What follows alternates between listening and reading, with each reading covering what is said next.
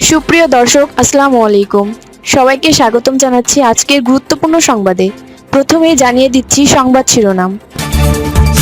১৩ উপজেলায় চালু হচ্ছে ফ্যামিলি কার্ড। এদিকে ১২ মার্চ সংসদ অধিবেশন ডেকেছেন রাষ্ট্রপতি। অপরদিকে ঈদের আগেই শতভাগ উৎসব ভাতা দাবি শিক্ষকদের, যা বললেন শিক্ষামন্ত্রী। আরও থাকছে বাংলাদেশের দক্ষিণ আফ্রিকা সফরের সূচি চূড়ান্ত। এবং সবশেষে থাকছে ক্রীড়া প্রতিমন্ত্রীর সঙ্গে বৈঠক শেষে ফারুকের অভিমত। শুনছিলেন সংবাদ শিরোনাম, এখন বিস্তারিত। তার আগে ছোট্ট একটি আবেদন, যদি আপনি ন্যায় ও মানবতার পক্ষে থাকেন, লাইক দিন এবং সাবস্ক্রাইব করুন আমাদের চ্যানেলটি, কারণ আমরা বলি সেই কথা যা অনেক মিডিয়া আড়াল করে। এখন চলুন বিস্তারিত দেখা যাক। ১৩ উপজেলায় চালু হচ্ছে ফ্যামিলি কার্ড। সরকার প্রান্তিক ও নিম্ন আয়ের পরিবারকে সামাজিক সুরক্ষা দেওয়ার লক্ষ্যে ১৩টি উপজেলায় ফ্যামিলি কার্ড কার্যক্রম পরীক্ষামূলকভাবে চালু করবে। আগামী ১০ মার্চ এই কর্মসূচির আনুষ্ঠানিক উদ্বোধন হবে। রোববার ২২ ফেব্রুয়ারি অর্থমন্ত্রী আমির খসরু মাহমুদ চৌধুরীর সভাপতিত্বে ফ্যামিলি কার্ড সংক্রান্ত কমিটির সভায় এ সিদ্ধান্ত নেওয়া হয়। সভায় জানানো হয়, শুরুতে ২টি উপজেলায় পাইলট প্রকল্প চালানোর পরিকল্পনা থাকলেও তা সম্প্রসারণ করে দেশের ১৩টি উপজেলার ১৩টি ওয়ার্ডে বাস্তবায়নের সিদ্ধান্ত নেওয়া হয়েছে। মহিলা ও শিশু বিষয়ক মন্ত্রণালয় ও সমাজ কল্যাণ মন্ত্রণালয়ের প্রতিনিধিরা জানান, ফ্যামিলি কার্ডের মাধ্যমে হতদরিদ্র ও দরিদ্র পরিবারকে সুসংগঠিতভাবে সহায়তা দেওয়া হবে। এ লক্ষ্যে গত ১৯ ফেব্রুয়ারি মন্ত্রিসভা কমিটি একটি গঠন করেছে। উপকারভোগী নির্বাচন জাতীয় পরিচয়পত্র এনআইডি তথ্যের মাধ্যমে করা হলেও আর্থিক তথ্য না থাকায় নির্বাচিত ওয়ার্ডে সরেজমিন যাচাই বাছাই করে সুবিধাভোগী চূড়ান্ত করা হবে। পরিবারগুলিকে হতদরিদ্র, দরিদ্র, মধ্যবিত্ত ও উচ্চবিত্ত ৪টি শ্রেণীতে ভাগ করার পরিকল্পনা রয়েছে। প্রধানমন্ত্রীর উপদেষ্টারা জানান, বর্তমানে বিভিন্ন মন্ত্রণালয়ের সামাজিক নিরাপত্তা কর্মসূচিতে প্রায় ৫০% টার্গেটিং ত্রুটি থাকায় অর্থের অপচয় হচ্ছে। ফ্যামিলি কার্ড চালু হলে একাধিক সুবিধা একীভূত করে এই ত্রুটি কমানো সম্ভব। অর্থ বিভাগের সচিব বলেন, ফ্যামিলি কার্ডের মাধ্যমে খাদ্যবান্ধব কর্মসূচি, টিসিবি কার্ড এবং ভালনারেবল উইমেন বেনিফিট কর্মসূচি একত্রিত করা যেতে পারে।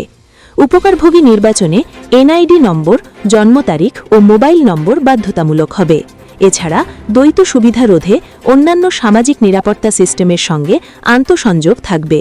সমাজ কল্যাণ মন্ত্রী জানান, প্রতিটি ফ্যামিলি কার্ডে ৫ জন সদস্যকে অন্তর্ভুক্ত করা হবে।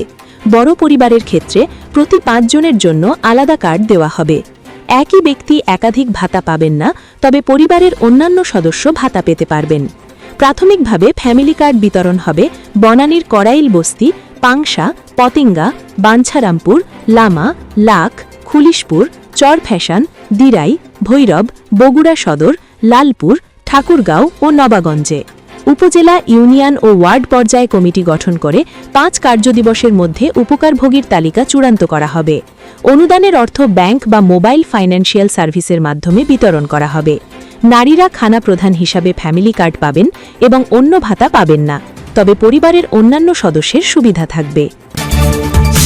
এদিকে ১২ মার্চ সংসদ অধিবেশন ডেকেছেন রাষ্ট্রপতি। আগামী ১২ মার্চ ত্রয়োদশ জাতীয় সংসদের প্রথম অধিবেশন ডেকেছেন রাষ্ট্রপতি। এদিন বেলা ১১টায় জাতীয় সংসদ ভবনের সংসদ কক্ষে এই অধিবেশন শুরু হবে। সোমবার ২৩ ফেব্রুয়ারি জাতীয় সংসদ সচিবালয়ের গণসংযোগ অধিশাখা থেকে পাঠানো এক সংবাদ বিজ্ঞপ্তিতে এই তথ্য জানানো হয়েছে। বিজ্ঞপ্তিতে জানানো হয়, গণপ্রজাতন্ত্রী বাংলাদেশের রাষ্ট্রপতি মোহাম্মদ শাহাবুদ্দিন ১২ মার্চ বৃহস্পতিবার বেলা ১১টায় ত্রয়োদশ জাতীয় সংসদের প্রথম ২০২৬ খ্রিস্টাব্দের প্রথম অধিবেশন আহ্বান করেছেন। রাষ্ট্রপতি সংবিধানের ৭২ অনুচ্ছেদের ১ দফায় প্রদত্ত ক্ষমতা বলে এই অধিবেশন আহ্বান করেছেন। প্রথা রয়েছে, নতুন সংসদের প্রথম অধিবেশনে রাষ্ট্রপতি সরকারের বিভিন্ন উন্নয়ন কর্মকাণ্ড ও আগামের পরিকল্পনা তুলে ধরেন। এরপর রাষ্ট্রপতির ভাষণের উপর আনীত ধন্যবাদ প্রস্তাবের উপর সাধারণ আলোচনা অনুষ্ঠিত হয়। এদিকে ত্রয়োদশ জাতীয় সংসদে জয়ী ২৯৭ জন সংসদ সদস্য শপথ গ্রহণ ও অন্যান্য আনুষ্ঠানিকতা সম্পন্ন হয়েছে। এখন ১২ মার্চ স্পিকার ও ডেপুটি স্পিকার নির্বাচনের মধ্য দিয়ে ত্রয়োদশ জাতীয় সংসদের আনুষ্ঠানিক যাত্রা শুরু হবে। অপরদিকে ঈদের আগেই শতভাগ উৎসব ভাতা দাবি শিক্ষকদের, যা বললেন শিক্ষামন্ত্রী। এমপিওভুক্ত শিক্ষকরা ঈদের আগেই বোনাস শতভাগ দেওয়া সহ শিক্ষামন্ত্রী ড আনাস এহসানুল হক মিলনের কাছে ১৩ দাবি জানিয়েছেন। রোববার ২২ ফেব্রুয়ারি শিক্ষা মন্ত্রণালয়ে এক বৈঠকে দাবিগুলো তুলে ধরে শিক্ষক কর্মচারী ঐক্যজোটের চেয়ারম্যান অধ্যাপক সেলিম ভুইয়ার নেতৃত্বে একটি প্রতিনিধি দল। বৈঠকে উপস্থিত ছিলেন শিক্ষামন্ত্রী এবং প্রতিমন্ত্রী ববি হাজাজ সহ মন্ত্রণালয়ের ঊর্ধ্বতন কর্মকর্তারা। সেলিম ভুইয়া বলেন, আসন্ন ঈদুল ফিতরের আগেই যেন বেসরকারি শিক্ষকদের শতভাগ উৎসব ভাতা এবং বেতন দেওয়া হয়।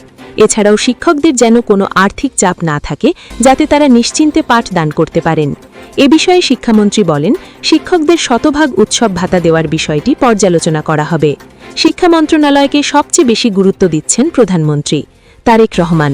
শনিবার ২১ ফেব্রুয়ারি আমাদের ক্যাবিনেট মিটিং ছিল। মিটিংয়ের ৯০% সময় তিনি শিক্ষার ব্যাপারে দিয়েছেন। তিনি আরও বলেন, দাবি দাওয়া নিয়ে আর রাস্তায় আসতে হবে না শিক্ষকদের, এগুলো নিয়ে আমরা কাজ করব। আরও থাকছে বাংলাদেশের দক্ষিণ আফ্রিকা সফরের সূচি চূড়ান্ত। চলতি বছরের শেষ দিকে দ্বিপাক্ষিক সিরিজে অংশ নিতে দক্ষিণ আফ্রিকায় যাবে বাংলাদেশ জাতীয় ক্রিকেট দল। সফরে ২টি টেস্টের পাশাপাশি ৩টি করে ওয়ানডে ও ৩টি টি-20 ম্যাচ খেলবে টাইগাররা। আজ সোমবার দক্ষিণ আফ্রিকা ক্রিকেট বোর্ড তাদের ২০২৬-২৭ মৌসুমের ঘরোয়া ও আন্তর্জাতিক ক্যালেন্ডার প্রকাশের মাধ্যমে বাংলাদেশের এ সফরের বিস্তারিত সূচি নিশ্চিত করেছে। আইসিসি ওয়ার্ল্ড টেস্ট চ্যাম্পিয়নশিপের অংশ হিসাবে এই সফরের শুরুতেই হবে ২ ম্যাচের টেস্ট সিরিজ। জোহানেসবার্গে আগামী ১৫ নভেম্বর শুরু হবে প্রথম টেস্ট। এরপর ২৩ নভেম্বর থেকে দ্বিতীয় টেস্টে মুখোমুখি হবে দুই দল। টেস্ট চ্যাম্পিয়নশিপের পয়েন্ট তালিকার হিসাবে এই সিরিজটি বাংলাদেশের জন্য অত্যন্ত গুরুত্বপূর্ণ। টেস্ট সিরিজ শেষ হতেই শুরু হবে সাদা বলের লড়াই।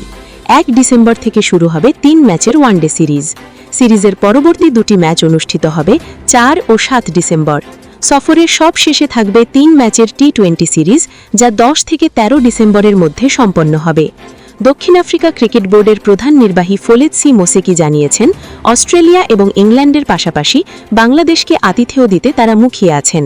তার মতে প্রতিটি সিরিজই ২০২৭ ওয়ার্ল্ড কাপের সামনে রেখে দলগুলিকে নিজেদের শক্তিমত্তা প্রমাণের সুযোগ করে দেবে। এবং সবশেষে থাকছে ক্রীড়া প্রতিমন্ত্রীর সঙ্গে বৈঠক শেষে ফারুকের অভিমত। গত সপ্তাহে দায়িত্ব গ্রহণের পর আজ সোমবার দেশের সব ফেডারেশনের সঙ্গে প্রথমবারের মতো বৈঠক করেন যুব ও ক্রীড়া প্রতিমন্ত্রী আমিনুল হক। বৈঠকে বিসিবির পক্ষে উপস্থিত ছিলেন সহ-ভাষ্যপর্ষদ ফারুক আহমেদ এবং প্রধান নির্বাহী কর্মকর্তা নিজামুদ্দিন চৌধুরী। জাতীয় ক্রীড়া পরিষদে বৈঠক শেষের পর সাংবাদিকদের সঙ্গে আলাপচারিতায় ফারুক আহমেদ বলেন, আমি আসলে ক্রিকেট বোর্ডকে প্রতিনিধিত্ব করতে এসেছি। নতুন ক্রীড়া প্রতিমন্ত্রীকে শুভেচ্ছা ও অভিনন্দন জানিয়েছি। তিনি একজন খেলোয়াড় মনের মানুষ। তিনি আরও বলেন, মন্ত্রী সভা শুরু করেছেন অত্যন্ত চমৎকারভাবে। তিনি আমাদের মাঠ ও ক্রীড়া উন্নয়নের পরিকল্পনা তুলে ধরেছেন। স্কুল কলেজের কারিকুলামে খেলাধুলা এবং ক্রীড়া শিক্ষকদের বিষয়েও মনোযোগ দেবেন। দেশের ৫২টি ফেডারেশনের সমস্যার প্রতি তিনি খেয়াল রেখেছেন, নোট নিয়েছেন। আশা করি এসব নিয়ে কার্যক্রম হবে। ফারুক বলেন, আমি আরও প্রস্তাব দিয়েছি, ভবিষ্যতে এই ধরনের বৈঠকগুলো ৫টি করে ফেডারেশন নিয়ে করলে আরও বিস্তারিত আলোচনা সম্ভব হবে, যা সবার জন্য লাভজনক হবে।